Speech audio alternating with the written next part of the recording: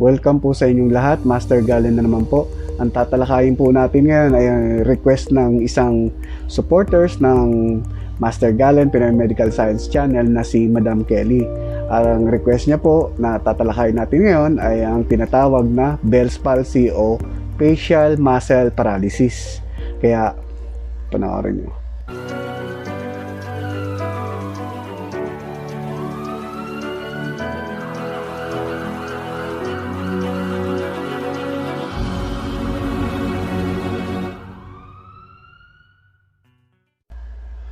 Ano nga ba itong Bell's palsy? Ang Bell's palsy po ay ang pagkaparalisa ng kalahati ng ating muka. So, yung muscle po natin dyan napaparalisa dahil po sa pagkapinsala ng facial nerve o yung tinatawag na cranial nerves number 7 na nag-originate sa utak. Not totally sa utak kasi ito po yung cortex, cerebral cortex, yan po yung utak natin. Sa baba niyan, merong tinatawag na cerebellum. Tapos po, yung sa sumunod sa cerebellum, yung tangkay. Pag nagdire-diretso yun, spinal cord na. Yung basihan kasi nung tatawagin siya na spinal cord, pag lumabas na siya doon sa may ulo, pababa. Spinal cord na yun. Pero pag nandun pa siya sa taas, brainstem po yun. So, yun yung tangkay. Nandun po nanggagaling yung facial nerve na papunta rito. Nagsusupply yun sa kalahati ng ating muka. At yung kabila naman po, ganun din, sa kalahati naman ng ating muka. So, dalawa kasi ang facial nerve. Meron dito, meron din sa kabila. So, bakit nga ba napipinsala yung Bakit ba napipinsala yung facial nerve? Maraming dahilan. Pwedeng nagkaroon ng infeksyon. Ayan, kadalasan to viral infection. At may pinaniniwalaan din sila, may mga pag-aaral na naobserbahan ng mga siyentipiko, mga doktor, na dahil sa sa lamig, nalamigan yung mukha mo. For example, halimbawa, nakatulog ka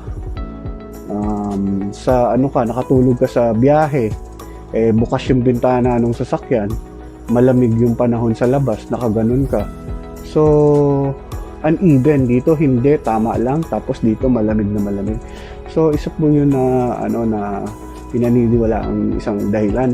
Pero ang Bell's palsy hindi talaga alam kung ano ang pinaka-cause talaga nito. Unknown cause po talaga to.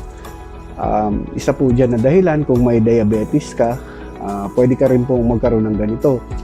Tapos po, kung mataas ang presyon ng dugo mo, maaari ka rin magkaroon ng ganito. O kaya, na-aksidente ka, nagkaroon ng trauma, yung dito mo, yung sa may temporal bone mo, na-damage mo, so maaari mong maipit yung ugat doon, yung facial nerve. Pinakadahilan kasi usually pag naipit siya, o kaya namaga siya. Kasi pag namaga siya, sasabit siya dun sa mga butas na dinadaanan niya. So, madadamage siya. Tapos, isa pang pinaniniwalaan dito, kung nagkaroon ka ng infection sa tenga, ito ang most common ding, mas malapit na dahilan ng pagkaka-damage ng facial nerve. Kung nagkaroon ka sa may middle ear, specifically sa middle ear, nagkaroon ka ng ear infection, yun po. Tapos po, kung nagkaroon ng mga pagdurugo dyan, na-fracture yung dito mo sa temporal bone, kagaya ng sabi ko kanina, kung nagkaroon ng trauma, maaaring na-fracture, o kaya inoperahan ka dyan, banda, tapos nagkaroon ng healing process, medyo namaga yung so syempre, magkakaroon ng mga scar doon, tapos maaaring madamage niya din yung facial nerve mo, kasi sasabit siya doon sa mga scar. Tapos po, hereditary din kung pinanganak ka na may lahi kayo na maliit yung yung kanal na mga dinadaanan ng ugat na yon. So, kung gano'n ang lahi nyo, maliit ang kanal dito, yung facial canal, isa po rin yun na pwedeng maging dahilan ng pagka-damage ng facial nerve. So, ano pa ba ang mga signs and symptoms nito? Ang signs and symptoms nito, hindi lang yung basta nagkaroon ka ng facial paralysis dito sa kalahating mukha. Depende po yun kung nasa ang pwesto ng nasaan yung damage ng facial nerve. Kasi kagaya ng sabi ko kanina, pagkagaling dun sa tangkay ng utak, dadaan po siya sa from geniculate body. Hindi na natin gagamitan ng mga termino na malalim, mga pang-estudyante. So, galing dun sa utak, pababa ng pababa, may papasukan siyang isang na kanal, yung facial canal, papunta po dun sa styloid mastoid process, papunta na dun sa face. Ayan po, ito po yung anatomy. O, ayan. So, ayan po. So, kung mababa po yung pagka-damage ng facial nerve, kung lumabas na siya dun sa tinatawag naming stylomastoid process, kung dun na mismo yung na-damage, so, mangyayari po paralisado lahat ng muscle mo sa face. Yan po. So, ganito po magiging itsura nyo. Ayan po. So, bali hahatakin ng malakas na muscle nyo sa kabila, yung normal, yung mga weak na muscle dun sa naapektuhan. Tapos po, ayan po. Ganyan na ganyan po. So, kung mas mataas doon o bago pa lumabas sa stylomastoid process yung facial nerve, nasa facial canal pa lang, yung mas mataas na level, paralisado ang buong muscle mo sa kalahating face mo. Tapos po, yung bandang unahan po ng dila nyo, yung anterior two-third, mawawalan din po yan ng panlasa. Ayan po, ganun po ang mangyayari. Tapos po, magkakaroon ka ng panunuyo ng nanunuyo, hindi nanunuyo yung yung bibig.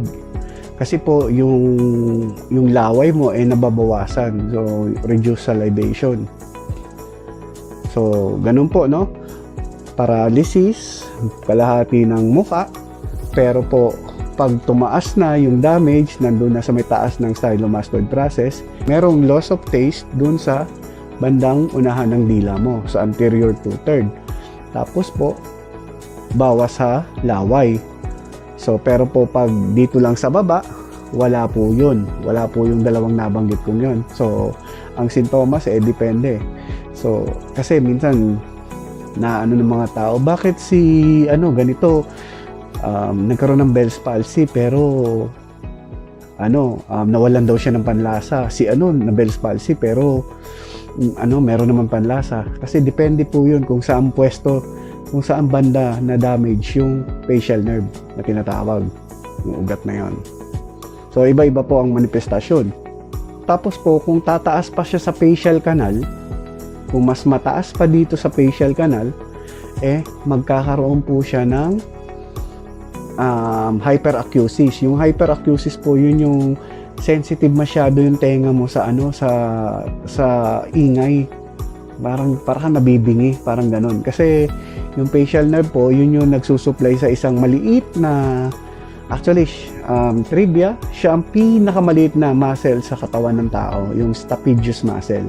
So, siya ang nagsusupply doon. Kung wala nang magsusupply doon, paralyze yung stapedius muscle na yon, hindi niya gagalawin yung buto na stapes para nagda-damper nung sound na pumapasok sa tenga mo. So, magkakaroon ka ng hyperacusis. Sakit sa tenga. Konting lang, aray talaga. Ganun po. So, yun ay kung mas mataas na yung damage ng nerve. Kung nandun na siya sa taas ng facial canal. Kagaya nung ayan, yung nasa illustration. Tapos po, kung mas mataas pa talaga, yung pinagmulan ng damage, yung dun na sa tinatawag namin na geniculate body, lahat po ng sintomas mararamdaman mo yon. Plus, masakit ang tenga mo. So, may pain. So, pag higher na, may pain yon usually. Paralysis, pagka wala ng taste mo dito sa sa dila mo, sa may bandang unahan. Tapos po, yung pagbabawas ng laway mo. Tapos po, plus, masakit ang tenga. Tapos po, kung mas mataas pa talaga, doon natin sa internal auditory hiatus na tinatawag namin, kung mas mataas pa yung pagka-damage talaga, lahat ng nabanggit ko, na sintomas, isama nyo yung pagkabingi. Kasi nadadamay na doon yung yung cranial nerve number 8, yung vestibulocochlear nerve. Kaya nagkakaroon ka ng pagkabingi na. So, yun po, depende po, no?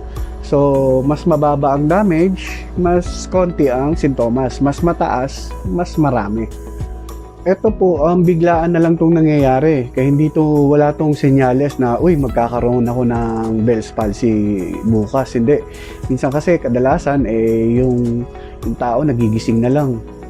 Hindi na nila maigalaw yung mata nila, yung maigalaw to, hindi na sila makakunot ng noo, hindi na nagsasag na yung bibig. Tapos po, yun po, pagkagising nila, masisyak na lang sila ng ganun. Minsan naman po, kung dahil sa infection, 1 to 2 days bago lumitaw to, minsan may lagnat yung tao. So, dahil nga siyempre may infection, magkakaroon ng lagnat. Tapos yun, mga ilang araw, mga 2 days, paggising niya, wala na. Paralisado na yung kalahati ng mukha niya. So, masyashock na lang siya. So, para maiwasan to, yung mga sinabi ko, dapat huwag mangyari yun. Kung diabetic ka, gamutin mo yung diabetes mo. Kung mataas ang blood pressure mo, gamutin mo yung blood, kumonsulta sa doktor para maresetahan ng tamang gamot para sa pagpapababa ng blood pressure. Tapos po yung infection, minsan hindi naman natin maiwasan yung infection, kaya panatilihin malinis yung tenga. Yun ang isang paraan para maiwasan natin yung pagkakaroon ng infection dun sa may middle ear natin. Panatilihin natin malinis, tapos ingat, syempre, wag ma-aksidente, wag ma-fracture yung nandito mo. Kasi nga, hindi naman talaga natin alam kung ano talaga ang pinaka-cause nito dahil unknown cause nga siya. So, iba yung ingat. So, yung mga nabanggit kong mga possible cause, iwasan nyo yun. Meron pang kakaiba tong may kakaiba pang sintomas tong Bell's palsy, yung tinatawag naming crocodile tears. Pag gumunguya ka, nagluluha yung mata mo. Paano ba masasabi kung good prognosis ka, yung madali kang, kumbaga, mareresolve tong problema mong pagkakaroon ng Bell's palsy kung isang linggo pa lang bumalik na yung facial muscle yung paggalaw ng mga facial muscle mo. So, good prognosis yun. Magandang senyales yun na magkakaroon ka ng magandang recovery. Tapos po, mga 1 hanggang 2 linggo, kung unti-unti nang bumabalik yung mga paggalaw ng ng mga muscle mo, kahit pa konti-konti lang, magandang senyales po yun na magkakaroon ka ng magandang recovery. Kasi usually po ang recovery nito ay minsan depende po. Minsan may 1 linggo pa lang okay na. Gamutin mo man siya sa hindi, na okay na siya ng 1 linggo hanggang 6 months. Yan po, yung mga malalalang kaso, mga 6 months maging okay na. Pero kung 6 months talagang andun pa rin, iba yung gamutan na talagang kailangan gawin ng doktor. Kailangan mo ng maresetahan, depende dun sa naging cause. Tapos yung mga steroids din para maiwasan yung pamamaganong makontra yung pamamaganong ugat, yung facial nerve. At pangit na senyales naman po kung nagkaroon ka nito 60 years old above ka na, mga old age ka na. So, mahirapan ka makarecover. Tapos po kung diabetic ka, yan po, medyo pangit ang magiging pag-recover niya, matatagalan. Tapos po kung nagda-dry yung eyes mo, so yan po, isa sa mga pangitain po yan na medyo matatagalan ng recovery mo, o baka actually nagre-recover talaga to, pero minsan may naiiwan na mga sintomas at dadalhin mo na yan for life. So kaya wag niyo ipagwalang bahala tong Bell's palsy na to na sinasabi na kahit hindi gamutin okay lang. Opo, kahit hindi gamutin gagaling, pero kailangan, ba't pa tayo susugal, di ba? Ipagamot na natin. Kung hindi gumaling, di na sayang yung panahon. Pero, huwag kayong mag-alala. May mga, may mga may mga remedies naman dito makakatulong para sa mabilisan yung pag-recover. Gawin nyo lang po, yung eye patch po. So lagi po kayo maglagay ng ganon para nakasarado yung yung mata nyo, na hindi siya nanunuyo yung yung mata nyo. So kasi kung bawas yung diyan yung nagda-dry kasi yung yung mata. So takpan nyo para hindi mahanginan, tapos iwas infection na rin. Tapos po yung muscle nyo po, kung pwede po lagi yung yung hot compress. So kuha lang kayo ng towel na iano nyo sa mainit. Pag kaya nyo na ng mukha nyo yung init, tapal nyo sa mukha nyo palagi. Lagi nyo gawin to, araw-araw. Tapal nyo palagi. Tapos pag nawawala na yung init nya, balik mo uli. Tapos pag kaya nyo naman init, tapal na naman uli. Hanggang sa yung iniwan yung mainit na tubig, wala nang init. So that means tama na.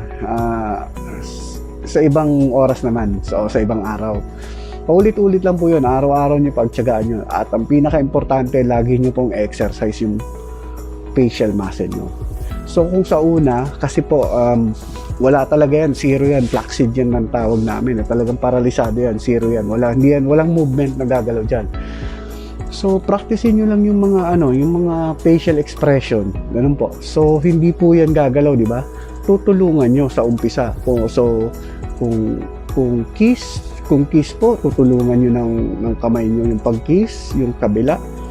So kung yung pag ganun ng noo, tutulungan nyo.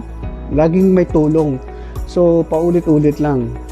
Mas maganda kung nag-exercise kayo nakaharpis sa salamin, kasi yung biofeedback na tinatawag So talagang tulong hanggang sa unti-unti yan mararamdaman nyo, meron ng konting movement. So pag may konting movement na, hanggang sa pa-improve na ng pa-improve, huwag nyo nang tulungan, pabayaan nyo na siya para mas lumakas siya. Kasi po yung mga paralysis, wala naman na gamot dyan na pag ininom mo, after 7 days malakas na. Hindi. Lahat ng mahihinang muscle, ang makakapagpalakas yan is exercise. So walang iba na makakapagpalakas ng muscle na na-paralyze kundi exercise. Paulit-ulit nyo lang pong gawin. So kung hindi man kayo magpagamot, at least ginagamot nyo yung sarili nyo sa bahay. So lagi nyo pong tatandaan yan, eye patch, tapos po hot compress, laging lagyan ng hot compress. Tapos po facial massage, makakatulong din po yun. Lagi nyong pamasahe. Pamasahe nyo sa iba. Huwag na kayo, kasi pag sarili natin na minamasahe natin, hindi na pipil, hindi ka nare-relieve or hindi ka nasasarapan. Kaya pamasahe nyo sa iba. Lambing-lambingin nyo yung asawa nyo, girlfriend nyo, boyfriend nyo, o kapatid nyo. So kaya dapat mabait kayo para may taga-masahe kayo. Ganun lang po yun. Tapos po, huwag kalilimutan talaga yung facial exercise. Lahat po ng gestures na ng mukha natin, yung facial expression, gawin nyo po yan. So sana po dito sa napakaikling talakayan natin, may napulot na naman kayong aral. So pero hindi ko sinasabi po na wag na kayong magpagamot, na kumonsulta pa rin kayo sa doktor. Hayaan nyo muna, siguro obserbahan nyo 1 week, 2 weeks, ganun po. Pero wag na nating antayin yung 6 months na pagpapagaling. Kasi kung pupunta kayo sa doktor, kahit pa paano, may mabibigay silang reseta para mapabilis yung recovery nyo. Tapos may reseta na sila. Tapos palagi nyo pang ginagawa yung mga turo ko na gagawin nyo sa bahay. Mabilis ang recovery, di ba?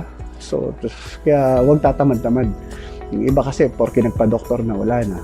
Pababayaan na nila yung sarili. Aasa sa doktor, hindi. Gawin niyo po yung mga tinuro ko. Aprobado yan. Gagaling kayo. Maniwala kayo sa akin.